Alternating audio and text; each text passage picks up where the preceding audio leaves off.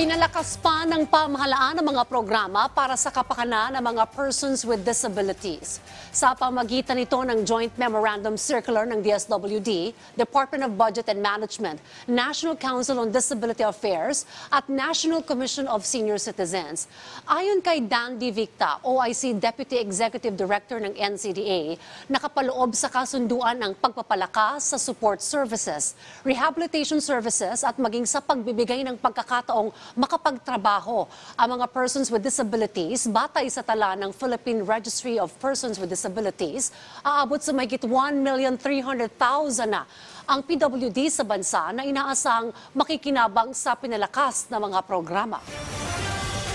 This joint memo circular, ma-identify po natin, unang-una, yung pong budget na nilalaan po specifically for employment of persons with disabilities.